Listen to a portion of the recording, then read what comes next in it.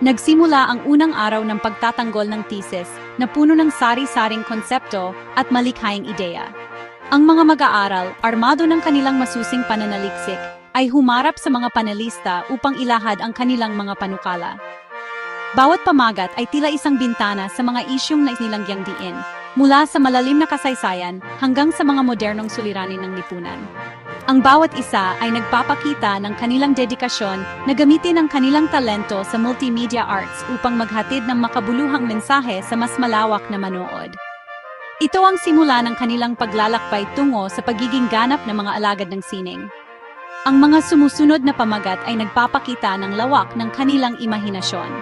Mula sa pagbuo ng isang komprehensibong aklat tungkol sa tatak ng isang universidad hanggang sa paglikha ng isang animated series na naglalayong magbigay aral sa mga bata tungkol sa mga pekeng balita. Kitang-kita ang kanilang pagnanais na tugunan ang mga pangangailangan ng kasalukuyang panahon.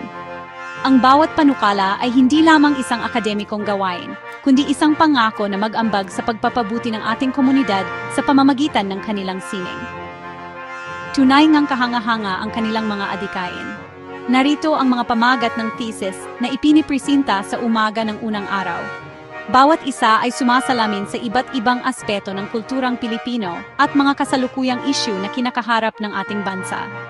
Pansinin kung paano nila ginamit ang iba't ibang anyo ng media, mula sa tradisyonal na paglilimbag hanggang sa digital na animasyon, upang maisakatuparan ang kanilang mga layunin. Ang mga paksang ito ay nagpapatunay na ang mga kabataan ngayon ay may malalim na pag-unawa at malasakit sa kanilang paligid. Ang kanilang mga gawa ay tiyak na mag-iiwan ng marka. Pagbuo ng isang brand book para sa pamantasang De La Salle, Dasmariñas.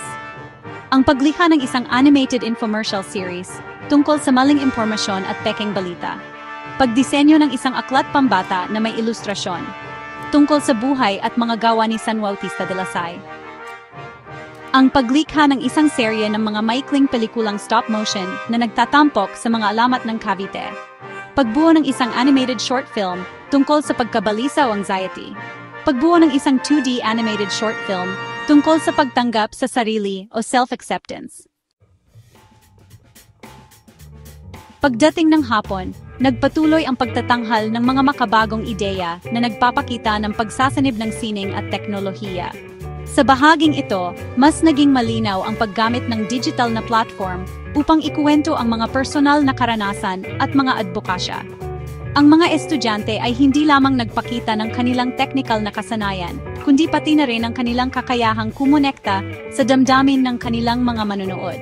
Mula sa mga interactive na laro hanggang sa mga motion graphic na kampanya, bawat proyekto ay may layuning magbigay inspirasyon, magturo, at magmulat sa mahalagang issue ng lipunan. Ang mga paksang tinalakay sa hapon ay sumasalamin sa mga hamon at karanasan ng makabagong henerasyon. Kitang-kita ang kanilang pagnanais na gamitin ang kanilang mga natutunan upang lumikha ng mga proyektong may personal na kahulugan. Halimbawa, ang pagbuo ng isang interactive story game tungkol sa social anxiety ay nagpapakita ng kanilang kamalayan sa kalusugang pangkaisipan. Samantala, ang paglikha ng isang virtual reality tour ay nagbubukas ng pinto para sa mas malawak na pag-unawa sa kasaysayan sa isang paraan na mas nakaengganyo at moderno para sa mga manonood. Ipinagpatuloy ng mga mag-aaral ang pagbabahagi ng kanilang mga panukala na puno ng inobasyon. Ang bawat pamagat ay isang patunay na ang multimedia arts ay isang mabisang kasangkapan para sa pagbabago. Ipinakita nila kung paano maaring gamitin ang teknolohiya upang mapalaganap ang kaalaman tungkol sa kasaysayan, kultura, at maging sa mga personal na pinagdadaanan. Ang kanilang mga proyekto ay hindi lamang para sa pagmamarka, kundi para mag-iwan ng isang mahalagang aral na tatatak sa isipan at puso ng sinumang makapanood o makakaranas nito. Pagbuo ng isang interactive story game tungkol sa social anxiety. Paglikha ng isang 2D animated music video para sa orihinal na kantang Pinamagatang Pintuan. Paglikha ng isang motion graphic campaign tungkol sa imposter syndrome. Ang pagbuo ng isang virtual reality tour ng Museo ng Lasai. Pagdisenyo ng isang interactive PDF na nagpapakita ng mga tradisyonal na laro ng Pilipinas. Pagbuo ng isang 2D animated short film tungkol sa pagpapahalaga sa pamilya. Sa pagsisimula ng ikalawang araw, mas lumalim pa ang pagtalakay sa kulturang Pilipino. ngunit sa isang makabagong paraan. Ipinakita ng mga estudyante kung paano maaring buhayin muli ang mga nakalimutang tradisyon at sining sa pamamagitan ng multimedia. Ang kanilang mga panukala ay naglayong itanghal ang yaman ng ating kultura, mula sa katutubong panitikan hanggang sa sining ng pagtatato. Ang bawat proyekto ay isang pagtatangka na ikonekta ang nakaraan sa kasalukuyan upang mas maunawaan at mapahalagahan ng bagong henerasyon ang kanilang pagkakakilanlan bilang mga Pilipino.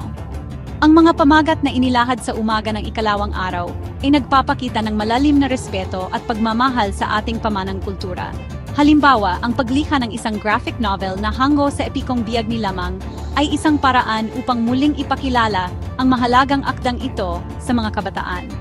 Gayun din, ang pagbuo ng isang documentary tungkol sa sining ng pagtatato sa Kalinga ay nagbibigay pugay sa isang sinaunang tradisyon. Ang mga proyektong ito ay nagpapatunay na ang modernong teknolohiya ay maaaring maging kaagapay sa pagpapanatili ng ating kultura. Ang bawat panukala ay nagpapakita ng masusing pananaliksik at malikhaing pag-iisip. Hindi lamang sila basta gumagawa ng isang proyekto, sila ay nagiging mga tagapangalaga ng ating kultura. Ang kanilang mga gawa ay nagsisilbing tulay sa pagitan ng mga henerasyon, na tinitiyak na ang mga kuwento at tradisyon ng ating mga ninuno ay hindi malilimutan. Ang kanilang dedikasyon ay isang inspirasyon, isang paalala na ang pag-unlad ay hindi nangangahulugan ng paglimot sa ating pinagmulan, kundi isang pagkakataon upang mas pagyamanin pa ito. Pagbuo ng isang graphic novel na adaptasyon ng epikong Ilocano na Biyag ni Lamang. Paglikha ng isang 2D animated short film na nagpapakita ng epekto ng academic burnout.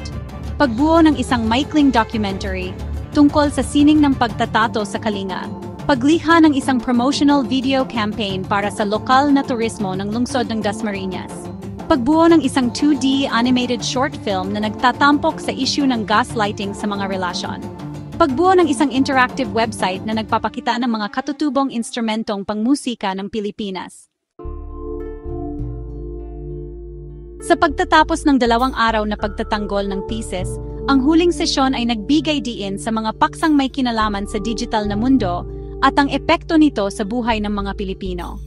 Ang mga estudyante ay naglahad ng mga proyektong tumutugon sa mga kasalukuyang issue tulad ng online toxicity, mental health, at ang kahalagahan ng digital na sining. Ipinakita nila na ang multimedia ay hindi lamang para sa libangan, kundi isang makapangyarihang sandata para sa advokasya at pagbabago sa lipunan. Ang kanilang mga gawa ay isang salamin ng mga hamon at pagkakataon sa ating modernong panahon. Ang mga huling panukala ay nagpakita ng kahandaan ng mga mag-aaral na harapin ang mga komplikadong issue ng ating panahon. Halimbawa, ang paglikha ng isang animated campaign laban sa online toxicity ay isang napapanahong tugon sa isang lumalalang problema sa social media. Samantala, ang pagbuo ng isang digital art book na nagpapakita ng mga gawa ng mga lokal na artista ay isang paraan upang suportahan at itaguyod ang sining sa ating bansa. Bawat proyekto ay may malinaw na layunin ang gamitin ang kanilang sining para sa mas malaking kabutihan. Ang mga proyektong ito ay nagpapakita ng pag-asa para sa hinaharap ng sining at media sa Pilipinas. Ang mga kabataang ito na may malalim na pag-unawa sa teknolohiya at may pusong Pinoy ay handang lumikha ng mga makabuluhang obra na mag-iwan ng pangmatagalang epekto. Mula sa pagtataguyod ng kalusugang pangkaisipan hanggang sa pagpapalaganap ng lokal na kultura, ang kanilang mga thesis ay hindi lamang mga akademikong papel, kundi mga binhi ng pagbabago na kanilang itatanim sa larangan ng multimedia arts. Paglikha ng isang 3D animated short film tungkol sa paglalakbay ng isang OFW. Pagbuo ng isang animated advocacy campaign laban sa online toxicity. Pagdisenyo ng isang mobile game application na nakabase sa mitolohiyang Pilipino. Paglikha ng isang digital art book na nagtatampok sa mga gawa ng mga lokal na digital na artista. Pagbuo ng isang 2D animated short film na nagbibigay diin sa kahalagahan ng kalusugang pangkaisipan o mental health. Paglikha ng isang maikling pelikula na nagpapakita ng epekto ng cancel culture sa lipunan.